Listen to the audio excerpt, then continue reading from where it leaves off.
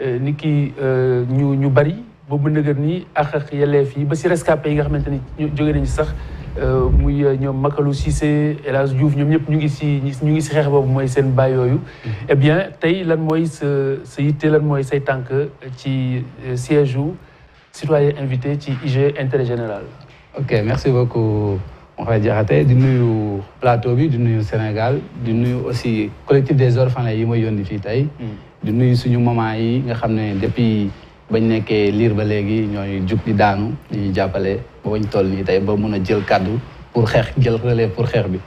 comme niñ ko xamee rek xeex bi yàgg na. depuis 1991 ba léegi. ñoo ngi si xeex bi. suñu yaayee suñu parents la woon suñu yaayee ba léegi nii. ba léegi yéen. ba léegi ñun ñi ñu màgg ba léegi jël relève bi di continuer combat ba léegi parce que yàgg na loolu puisque 30 ans ba léegi xam nga yàgg na. waaw. si la ñàkkee woon suñu papa yi mooy 93 soldats yi yu daanu woon sa Arabie Saoudite te loolu xam nga ni métti na nga juddu comme par exemple ñu sama genre nii nga juddu gisoo papa bu lay dooleel en plus état bi waroo ñu taxaw mais état bi taxawuñu gis ñu benn yoon bu état bi taxawee fu ñu taxaw joo fa parce que boo xoolee bañ nekkee xale ba léegi amul benn yoon boo xam ne état bi am na benn reconnaissance bu mu def par rapport ak ñun parce que boo xoolee amul benn yoon la date 21 mars bu ñëwee sax doo sa sentir ni amoon na ay soldats sénégalais yoo xam ne demoon nañu sa toolu xare daanu fa ñu def leen benn reconnaissance boo xam ne kii na parce que 93 soldats dafa bëri trop. bëri na trop si lu sénégalais yi ñàkk. bés boobu noonu. très bien ok léegi actuellement lan mooy seen yitte. suñu yitte mooy d'abord état bi. fay indemnité yi en plus 30 ans xam nga c'est pas donné à tout le monde que nga dem xam fu sa parce que bu ñu leen dencoon par exemple fii mën nañ dem mais denc leen ba Arabie Saoudite normalement war na am benn réparation psychologique bu ñu war def ñu dem xam au moins ñun ñu denc suñu papa yi ñu tëdd ñaanal leen suñu xel dal mais ba loolu état bi defu ko te boo xoolee ñu si bëri si orphelins yi ñoo ngi dund lu metti boo xoolee ñoo ngi dund lu metti parce que imagine si ñoo bëri seen jàngu yàqu na si ñoo xam ne bon ñoo ngi nii di taawa taaw am na ñoo xam ne sax maire yi ñooy juk ak daanu di góorgóorlu di juk ak daanu bañ am mais dañuy am sax seen diplôme pour am sax fi ñu dugg sax problème la ndax Sénégal dafa metti. oui alors ñu jox suñu première cadre réaction docteur Adama Sadio docteur du ñàkk ba suivre nga actualité boobu tey xale bi mooy mandargaal ci ab taxawaayam ak ay atam attente bi nga xamante ne ni boobu nëgët ni ñu ngi koy xaar te jotuñu li ñu war la woon ak ñoom.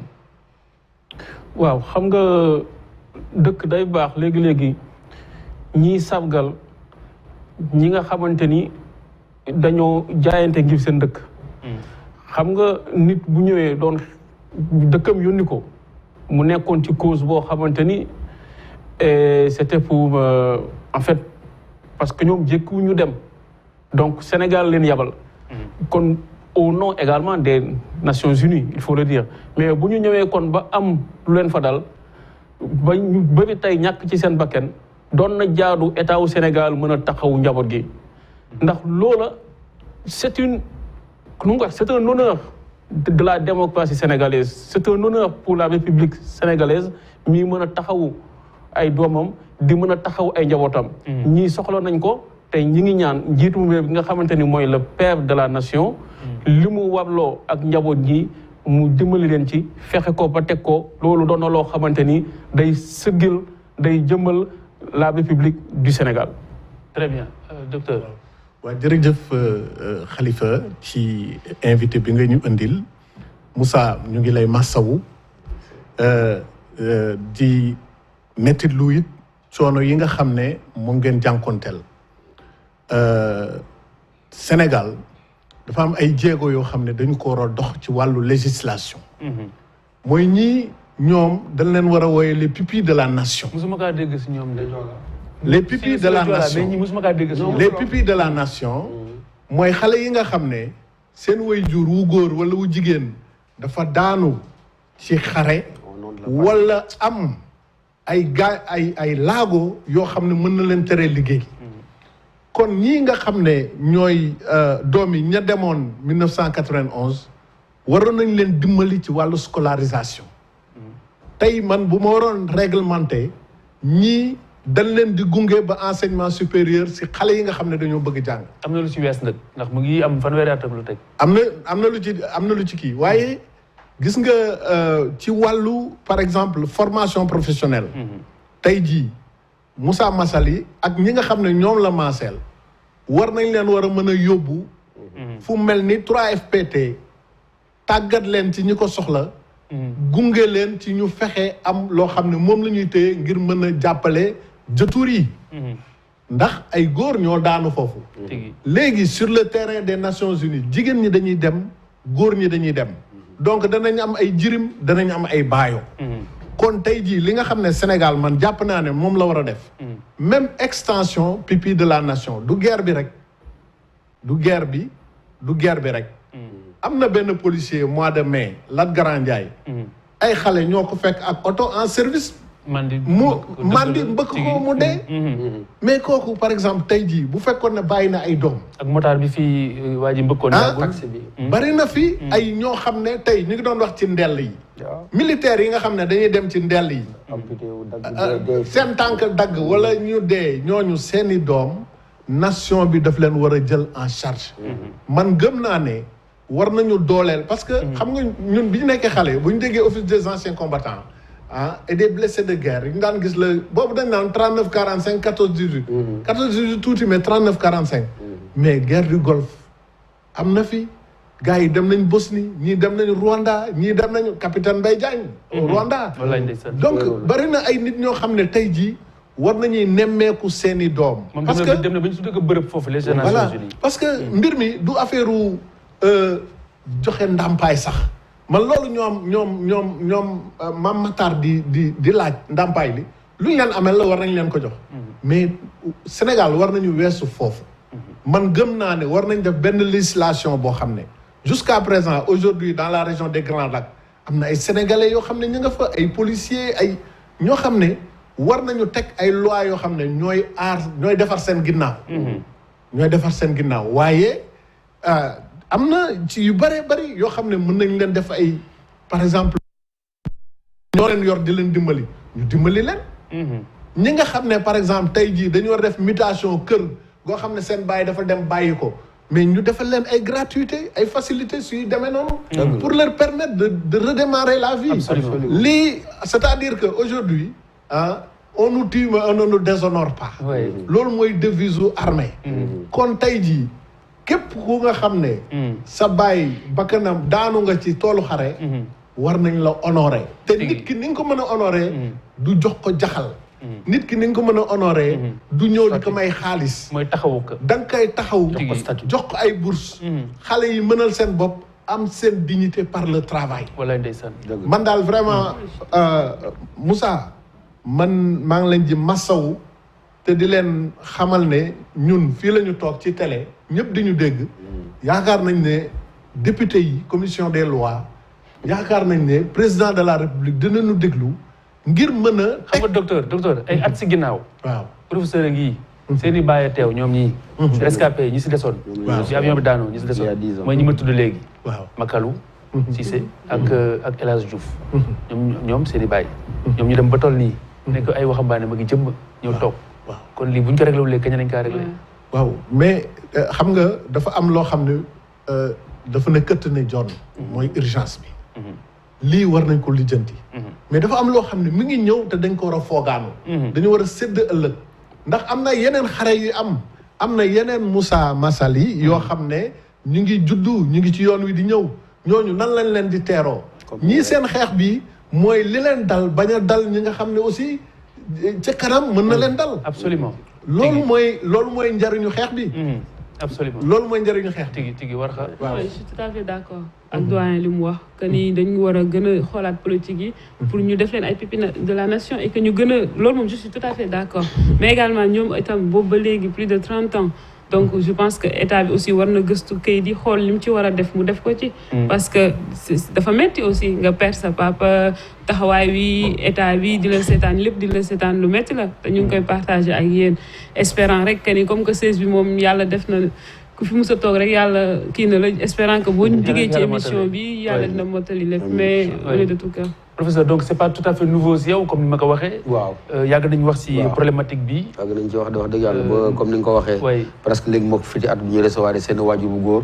toogaat encore 10 ans ñu la doomam moom ngay recevoir at. ça veut dire que en temps rien n'a bougé. yokk ci li mu wax dara dina xaw a jafe doyen Ndiaye mais da nga ciy jàpp rek ne man li may wax mooy y a qu'un devoir. boo xam ne le Sénégalais s'en acquitte c'est le devoir d'ingratitude. boobu moom waaw devoir d'ingratitude moom macha allah surtout à l'égard yi nga xam ne réew mi. mais dans tout le dem Mouhamed may wax xalifa réew mi nga xam ne ñoo ko ñaqal boo deyal ko généralement notre devoir d'ingratitude moom dañ koy wàccoo ak ñoom complètement mais ils sont tout le temps oubliés de la mémoire collective te réew moo gis mu def ay jéego mais ñooñu nga xam ne dañoo sacrifier seen vie dañ leen def ay symbole def leen ay héros di ko jàngale dugal ko ci conscience ndaw yi ñu doon seen royuwakaay mu doon loo xam ne ñii ñooy symboliser la nation ci li ma fàttali ko professeur waaw ñi ñibbisee jox leen 1 million. 1 million ñi faatu maanaam ñii li ñu doon na 1 million 400. waaw mais xam nga au-delà de ça sax. te ñu amee leen plus d'une centaine de millions de francs CFA. mais fi may waxee mooy. comme ni nga ko waxee dañu war a am benn statut. ñii dañ ko war a jàngale. fi mu nekk nii boo ne woon xale yi 1991 roplaan bu daanu ñaata sénégalais ñoo defu xamuñu ko. te pourtant c'est un moment fort de notre vie nationale. kon plus que nga ndàmpaay leen ji da nga leen war a jox un statut. mu ngi mel ni pour ñu immortaliser leen pour ndaw yi def leen royukaay ñu xam ne am na ñoo xam ne jóg nañ pour réew mi bàyyi nañ fa seen bakkan li ci def boo leen joxee statut mu doon du nekk loo xam ne président bi moo naan naa joxe 1 million 2 millions mais boo joxee statut bi day nekk loo xam ne lu périn la ku nekk ci situation boobu ñëwee la say doom bu fekkee dañ jox ndaw am na ay bourses yu la état bi jox am na gunge bu la état bi di gunge boo yow fa ngay jëm parce que yëkkati xaalis de manière ponctuelle jox ko Moussa mais mu lekk ko léegi amul njëriñ waaye boo ne doomu soldat Massaly bu faatu doomu soldat Diop doo ñëpp lii la état bi prévoir ci wàllu accompagnement ci wàllu njàng ci wàllu accompagnement ci wàllu formation mais wàccoo nga ak ñoom parce que loolu lu nga leen desal fi mu nekk nii waaye je dis devoir d'ingratitude la ñu cultiver léegi nga jëm ci décembre 1er décembre 1944 ana Thiaroye 44 ba léegi Thiaroye 44 mu ngi fi Ousmane Sa benn borom gàlle ca il a fallu que mu génne ab film en 1988 pour que ñu commencé souvenir que am na bés ñi demoon xeexal pour France dajal lañ leen fii Thiaroye dóoral leen ay bal personne n'en parle mel ni loo xam ne dara mosoo fi xew très bien Moussa yéen ñaata ngeen ñun orphelins yi on est plus d'une on est 120 mais am na 122 mais am na ñaar ñu si jot a wàññeeku am na kenn koo xam ne mu ngi Saint-Louis mais xel bi dafa jot a dem ñu leen di masawu alors est-ce que am nga ay anecdote yoo xamante ne ni xëy na même boo jotul xam sa papa sa yaay wax na la ko ci bon sa papa foofu sur le front et cetera lan nga jàpp comme souvenir bon man wala lu la nettali bon man sama papa dafa décédé man musuma gis ma ne musuma ko gis ay dégg rek laa si am à part ay photo à part anecdote yu ma am mooy par exemple des fois damay dem dama doon jàngi ba may jàng école bon d'habitude yàlla may na ma bon dama doon am ay dama doon bokk si 5 premiers et cetera mais des fois dañ naan ma ana sa ku na seen papa yi ñoo jël si seen cahier compo wala dara ma toog xalaat sama rongoñ tuur en fait parce que musuma ko gis waaw nekk sama ginnaaw musuma ko gis xaw nu mel à part ay photo xam nga loolu metti na en fait mais bon boo xoolee ñun orphelins yëpp loolu la ñuy dund daanaka parce que suñu yaay ñoo ngi sant suñu yaay di leen gërëm parce que ñoom ñoo takk seen i ndigg parce que boo xoolee orphelins yi ak veuve yi lu ñu dund métti na da ngay gis si location Dakar xam nga location bi dafa Sénégal location bi si woon dafa métti ngay jug di daanu parce que seen yaay yi am su ma jumla am nañu benn association des veuves et des orphelins pour taxawante seen biir waaw c'est ça mais xam nga ne taxawante seen biir loolu mënul faj dara mënul faj dara daanaka boo xoolee Sénégal nu mu demee nii ak vie chère bi location bu chère bi dund bi école bi ñu si gën a bëri boo xoolee sax ñoo xam ne ñoo kii mag yi ñooy mujjee bàyyi jàng pour rakk yi continuer rakk yi bu ñu demee ba si biir location affaire yi métti ñu mujjee bàyyi lu ñuy def xam nga loolu métti na nga bugg si boole encore xam nga fu ñu denc sa papa nga bugg si boole encore ñeneen ñoo xam ne continuer dem ba jàng ba dem université bu ngeen sañoon au moins nguurug Sénégal mobiliser roppalaan yab leen si yóbbu leen si bërëb bi nga xam ne fa lañ leen denc au moins ngeen recueillir foofu ñoo ngi sàkku loolu ñoo ngi sàkku état du Sénégal defal ñu loolu dugal ñu si roppalaan yóbbu ñu parce que 30 ans yàgg na bu nekkoon amoon nañ moyen xam nga ne chaque jour ñoo ngi foofu di fa dem di leen ñaanali mais amuñu moyen yooyu noonu état du Sénégal ñoo ngi koy ñaan loolu parce que xam nañ ne mën na ko def am na possibilité def ko aussi ñoo ngi koy ñaan aussi mu indemniser parce que suñu yaay sonn nañ parce que dafa metti aussi imaginel yow sa yaay di jugo ko daanu ba nga dem ba defa nga dem ba jàng wala ñi dem ba liggéey am yenn kii nga war a wutu sa baay nga war a wutu sa baay mais des fois sax tu peines à nga am benn boo xam di nga mën a fajal sa loolu xam nga loolu tamit dafa metti loolu dafa metti maa ngi nuyu au passage ñoom El Hadj Diouf ak Makalou Cissé parce que justement récemment am na ay njiiti Arabie Saoudite di fi ñëw si nguur gi am lu ñuy jëflante ak nguurug Sénégal loolu tamit pour nguurug Sénégal xam ne bokk na ci li nga xam ne déclenché na waat na mbir mi ana lu bi fi waa Arabie Saoudite ñëwaatee ana lu tax waxaatuñu seen i wax ak loolu ndax dafay firndeel ne seen mbir dafa naax saay bu dee Sénégal ba tey mu ngi jëflanteeg réew moo xamante ne ni am na lu doxoon seen diggante ndax Sénégal dañu wàccoo moom wàccoowul ak ñi mu war a wàccool yooyu yëpp ay question la yoo xamante ne nii yu war a leer la alors Moussa balaa ñu lay bàyyi la mooy sa kaddu gi nga xamante ne tey moom ngay adressé njiitu réew mi wala le nouveau premier ministre bi ñuy xaar incessamment. bon kaddu ñu koy bàyyi mooy mu gëstu mu rendre d'abord hommage à ces 93 soldats yoo xam ne daanu nañ xare boo xoolee man benn kii moom a gën a marqué mooy jour boobu noonu mooy vidéo mu ngi si YouTube bi. bañ daanoo si toolu xare ba après ministre bi des forces armées moo jël parole naan ils se sont battus avec honneur avec bravoure tey jii nii ñu toog déshonoré ñooñu parce que di seetaan doomu ñooñu noonu nga xam ne ñoo xeex avec bravoure avec honneur brandir drapeau Sénégal parce que boo xoolee Safania mooy puits de pétrole bu gën a rëy et fële ñoom ñoo ko doon défendre avec plus de day def 1,8 million barils par jour ñoo ko doon défendre ba gagné loolu noonu nga ñëw léegi seen doom di vivre dans la misère seen famille di vivre dans la misère est-ce que ñooñu honoré nga leen honoration boobu la ñuy xaar si état en plus de ça ñoo ngi ñaan aussi état bi mu jàppale ñu dem xam fu ñu denc suñu bàyyi ñoo ngi koy sàkku si état bi très bien ñu jàppale mboolem ñu demoon en même temps bon di jaale collectif des anciens combattants mooy El Hadj Omar Keïta bi génn àdduna barkaati démb di koy jaale famille parce que mu bokk na si 495 soldats yu demoon Arabie Saoudite si guerre bi très bien jërëjëf di la gërëm di la sant di la jaale aussi kenn ci ñi wàññeeku ci